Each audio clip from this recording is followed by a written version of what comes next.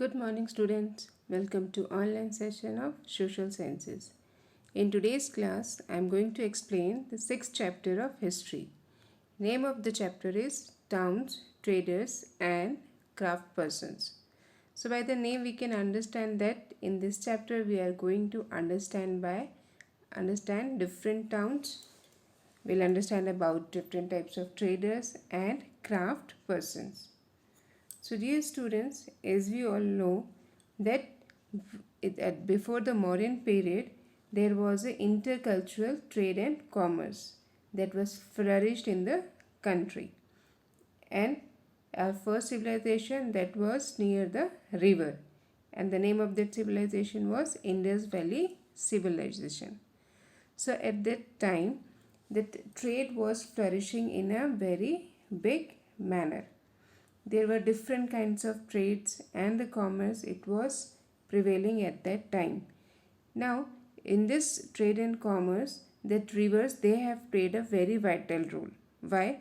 Because that rivers they were navigable. Navigable means a person can move from one place to another. So with the help of that river, the people they were moving from one place to another for their trade. And beside this Indus Valley civilization, some other civilization also started flourishing their trade and commerce, like Ganga and Brahmaputra. Now, there was a rise on and fall in the trade and commerce. Rise and fall, you can say increase and decrease in the trade. So, it was similar to the rise and fall in the trade of Sumerian, Roman, Greek and Phoenician cultures. So later on all these places have been disintegrated because of the time and because of the various different factors. They all have suffered a lot in the case of trades. Now during this period, India they had two types of trades. First, external trade and second is internal trade. So both were prevailing in the many different parts of India. Now Kautilya as well as some foreign visitors they have left many details concerning commercial activity in India.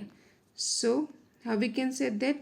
Because they all have written information, and with the help of that information we can easily understand about the various different kinds of trade and commerce activities that had prevailed in the before the Mauryan period. Now in India there are many different types of towns are there. Among the towns, some have developed a lot after the 6th century. Okay, and this towns they have included some coasts also. Coast means that near the sea, and among them Surat was the very chief place where trade and commerce flourished a lot. Now in the Surat there was a excess development of trade is there. Okay, now there the merchants they started coming from the different countries to the India. And why they were coming to the India? They were coming to the India for the trade only. And at that time India had a very flourished or developed trade and commerce and crafts that time. Now we will understand about the growth of towns. So towns, in simple words we can say that the urban centers. So during this period the towns and the mercantile means trade and commerce, both activities they were developing together. Trade and crafts they were flourishing and developing. How they were developing? As the people they are doing their trade according to their convenience and according to their safety. Wherever they were feeling like they want to do the trade, they started their trade there only. And that time only the growth of towns was also developing, or growth was increasing. Now, as the result of the development in the trade, the craft also increased. And during this period, in the villages, agriculture operation was running very efficiently and very smoothly. Means the people in the village, they were still dependent on the agriculture, and in the towns, the people, they were dependent on the trade and crafts. Now here in the village, there were the food supplies, and that is in a very adequate quantity. And this food supplies, they were helping the monetary system in that particular place. Monetary system means related to money. So there was no any case of lack of money in that particular place. Now along with that agriculture and the food supplies, this place is having a very adequate administrative arrangements also. And all these activities, they were helping the people of that particular towns to live very safely and do their trade very free of any kind of tension, you can say, or they were having no fear of anybody that another person can do trade of the same thing. Okay, now all these thing, they there, and in short we can say that there was nothing, no any element is there which will discourage the trade in the town.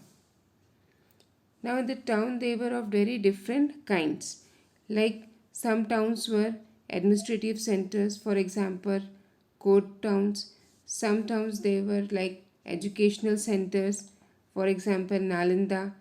And some towns, they were like pilgrimage destination, means like temple towns. So many different types of towns were there at that medieval period. Now there were two main types of towns were there. First was mandi and another was hart towns. Here that actually trade and commerce activities were there, especially marketing.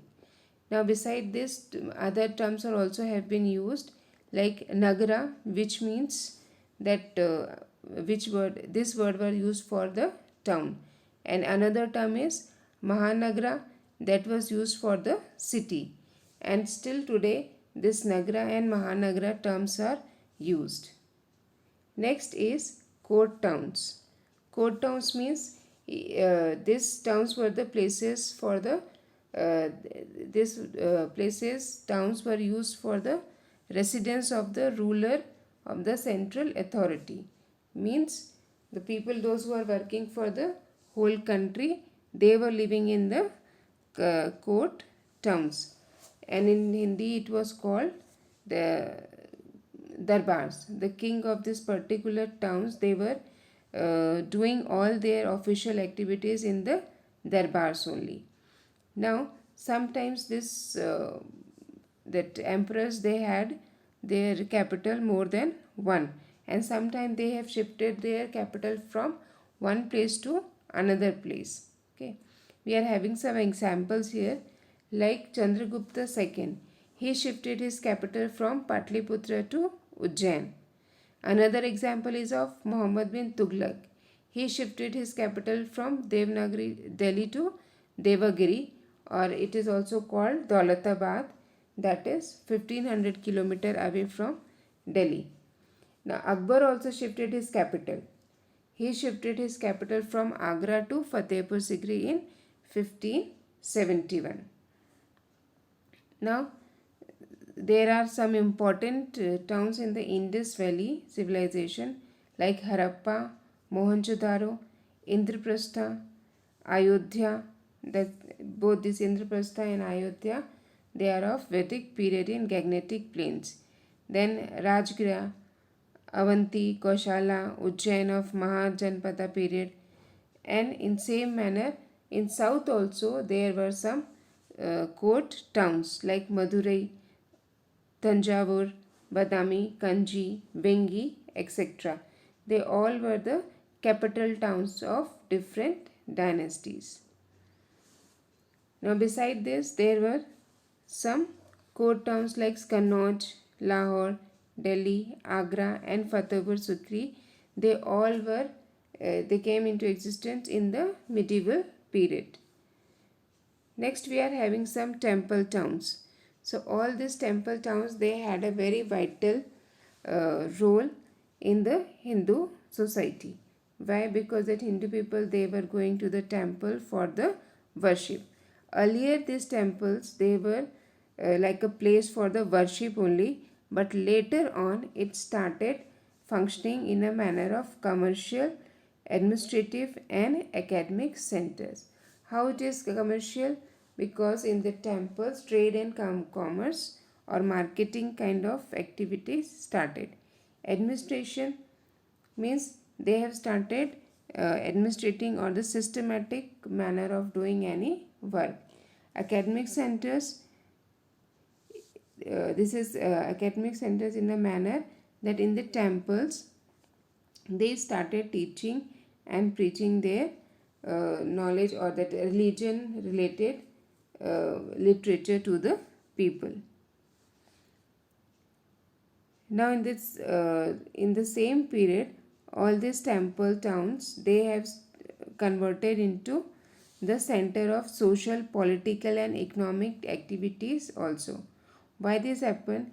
Because earlier the people, they were going to the temples for the worship only, but later on, as the donation started, people started showing off and started donating more than the need or more than the requirement, and in this manner this temple towns, they have converted into social, political, and economic activities, center of social, political, and economic activities. Now, what was happening at the time of Chola rulers? Chola rulers, they had their some these activities in the mandapas of the temple of Rajarajeshwara. Mandapas, as we have already studied in the previous chapter. Okay, that is a coming under the architecture form of temple. So they were doing all their activities in the temple of Rajarajeshwara. Beside this, there are many other pilgrim towns like Bodh Gaya, Sanchi, Mathura, Bilasa, Somnath, Mathura, Kashi, Puri, Ajmer, Fatehpur Sikri, Amritsar in North India. And beside this, we are having Kanchipuram, Madurai, Tanjavur, and Tirupati in South India. Another type of towns were commercial towns. So, these commercial towns were in both parts of India, means in northern India and southern India also. In both places, there were the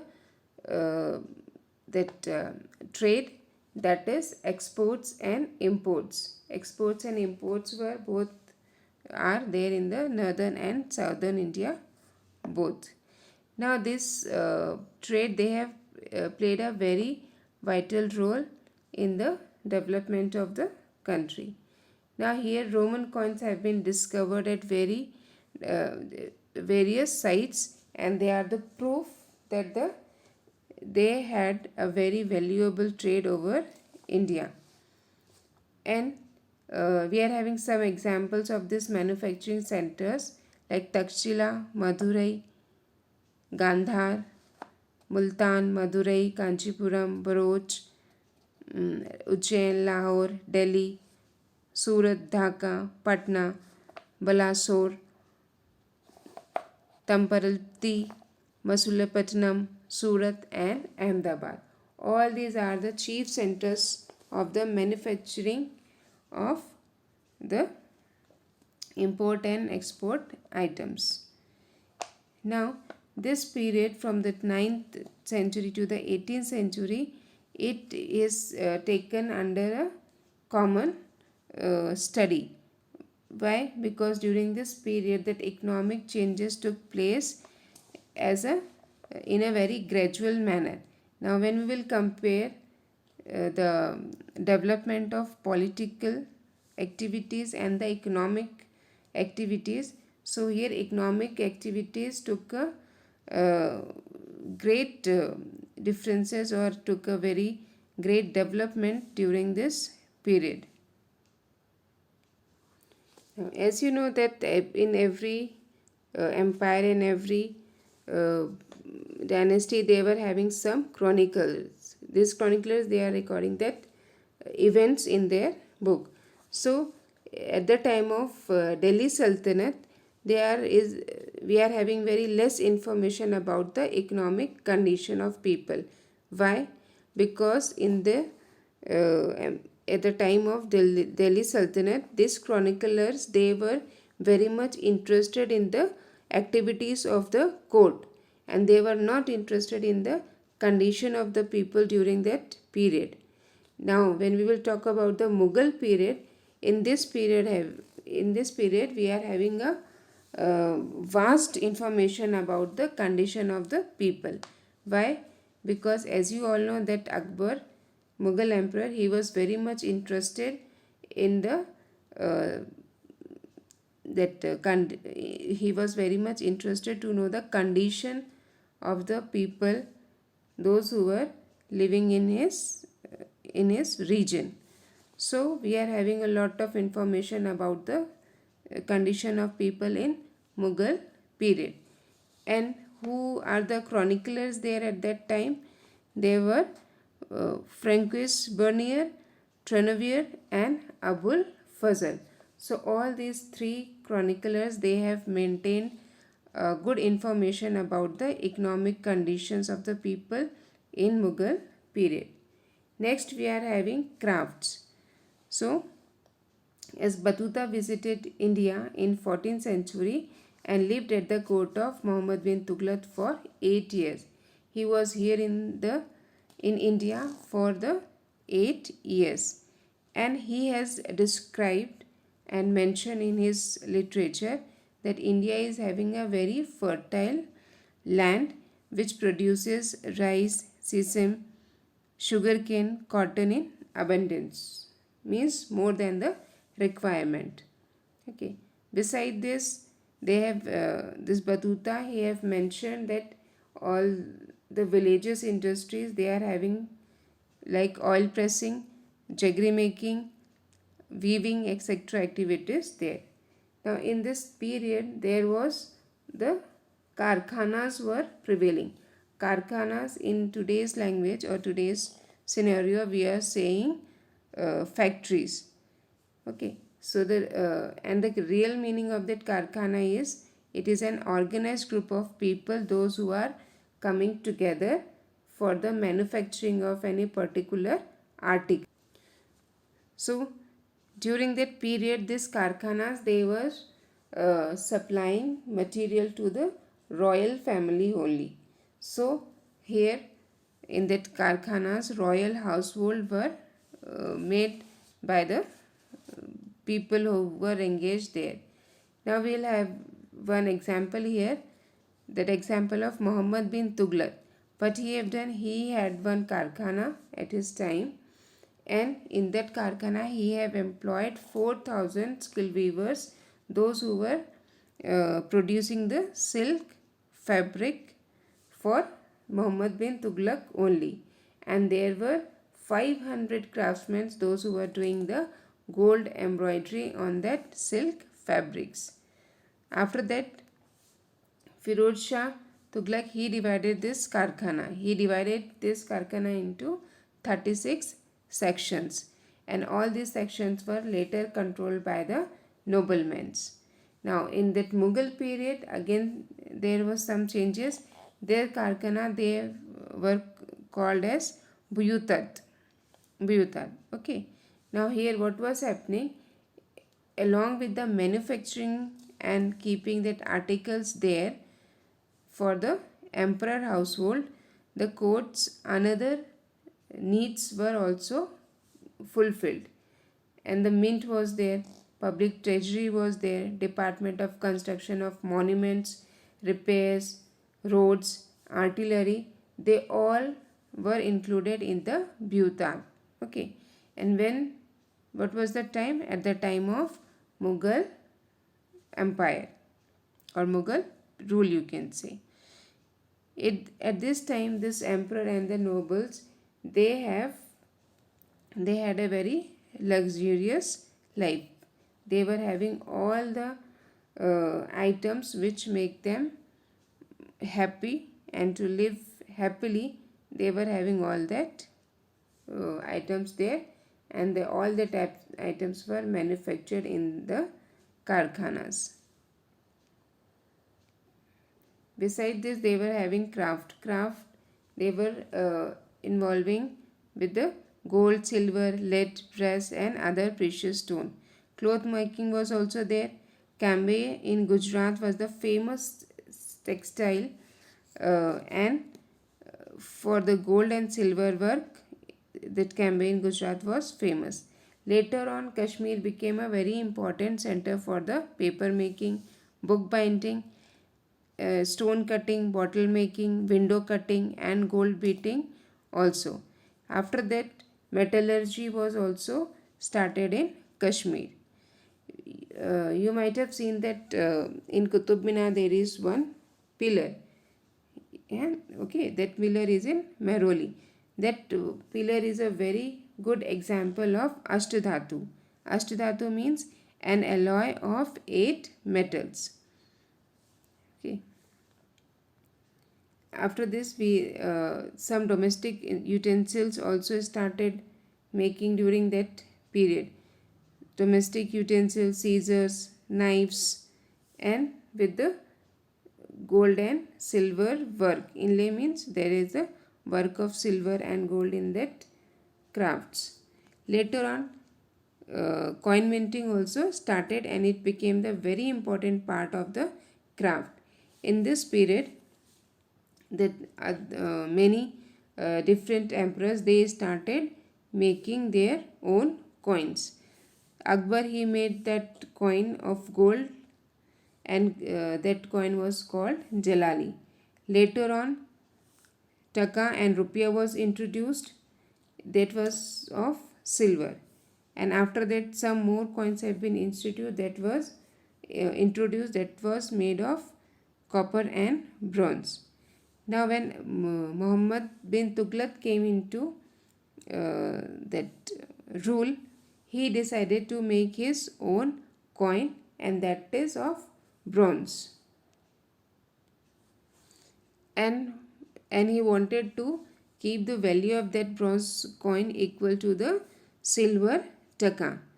And what happened? Many this coins has been found from the various different parts of India, and it can be easily seen in the museum. Now what happened, as Muhammad bin Tughlaq, he was compared to withdraw his token currency. Why? Because the people, they have started minting the coin, they have started making the bronze coin. And what happened, in this manner, as the people, they started making this coin, there was a lot of coins in the market, and because of that reason, that value has been depreciated. Depreciated means decreased. So that the value of that bronze coin has been decreased, and at one time it has been dumped outside the Tughlaqabad fort. And Barani, as the one of the chronicler, he have stated that all that bronze coin were remained there outside the Tughlaqabad fort for the many years, and that people, they were not coming to pick up and use that coins. Why? Because all the bronze coin, they were having the very depreciated or less value.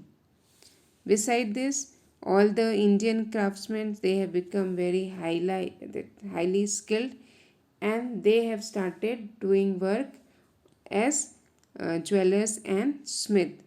And as they were doing that work very nicely, they had a very fine work, the people, those who were in abroad or the foreigners, they started calling this craftsmen to their country for their work. and some craft were very much developed during this period. They were ivory carving, perfumery, dye making, craftsmanship in gems and precious stone. So this we have studied regarding the various types of towns and craft. In the next class we will understand about the trade and industry. Thank you.